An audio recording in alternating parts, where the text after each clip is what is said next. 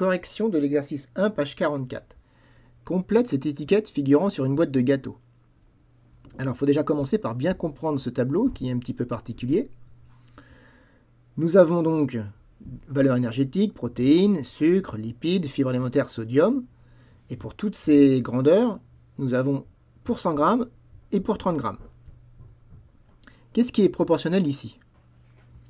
Alors, contrairement aux exercices que l'on a fait, c'est les colonnes ici qui sont proportionnelles. On va pouvoir passer de 100 à 30 en multipliant toujours par le même nombre, alors que les lignes ici prennent le rôle de colonnes, puisqu'on va pouvoir multiplier pour passer d'une ligne à l'autre, mais comme il y a plusieurs lignes et pas deux ici, c'est des nombres différents qui vont permettre de passer d'une ligne à l'autre, donc d'une colonne à l'autre.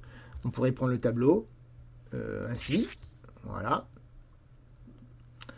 Première ligne pour 100 grammes, deuxième ligne pour 30 grammes. Donc les deux grandeurs proportionnelles, c'est en fait une conversion ici. Pour 100 grammes, combien j'ai? Pour 30 grammes, combien j'ai? Donc je vais pouvoir multiplier toujours par le même nombre pour passer de cette ligne-là à cette ligne-là, qui est en fait une colonne lorsqu'on regarde le tableau ainsi. Alors deuxième chose un petit peu étrange, c'est la position du titre, valeur nutritionnelle moyenne. Normalement, si on regarde les étiquettes, c'est plus simple, j'ai fait une petite recherche, de l'afficher en titre au-dessus, comme sur cette image. Valeur nutritionnelle moyenne pour 100 grammes ou pour 100 millilitres et pour autre chose. Donc on retrouve parfois ce genre de présentation et parfois la présentation de l'exercice avec la valeur nutritionnelle moyenne ici, mais ce n'est pas le titre de la colonne, c'est plutôt le titre de l'étiquette. Donc lorsqu'on a bien compris que la première colonne était proportionnelle à la deuxième colonne, parce que le tableau est inversé, on multiplie 100 par 0,3 pour obtenir 30. Et donc le coefficient de proportionnalité ici est 0,3.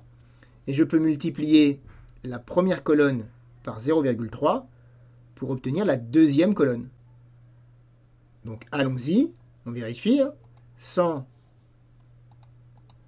multiplié par 0,3, notre coefficient donne bien 30.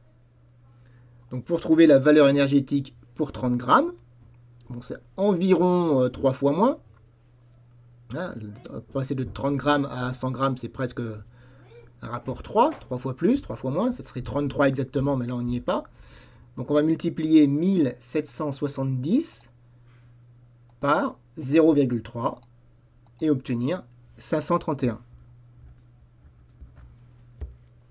Alors dans l'autre sens, si j'ai 1,29, ça va être une division par 0,3. Donc c'est 1,29 divisé par 0,3. Et donc 4,3 grammes. Ici c'est des kilojoules, des grammes, des grammes, des grammes. Pour les glucides, eh bien c'est une multiplication par 0,3. 57 multiplié par 0,3. Alors toujours la calculatrice qui est en mode symbolique. On appuie sur cette touche-là pour passer en décimale. 17,1 et 28 multiplié par 0,3. 8,4. Alors si on veut remplir le tableau, on peut continuer comme ça en multipliant à chaque fois par 0,3 dans ce sens et en divisant par 0,3 dans ce sens-là. Mais on peut aussi utiliser la méthode 2 en remarquant que pour passer de 1,29 à 2,58, on multiplie par 2.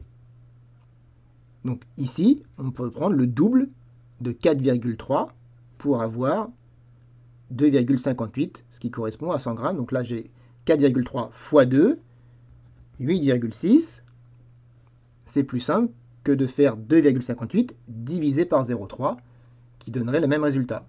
2,58 divisé par 0,3, 8,6. Multiplication par 2.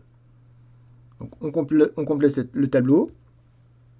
jusqu'au bout ainsi. Voilà, le tableau est entièrement rempli. Donc il faut bien comprendre que pour passer de 30 à 100, c'était 3,33 fois plus, comme la calculatrice l'affiche, environ 3,33 fois plus, et que dans l'autre sens, c'était donc une multiplication par 0,3.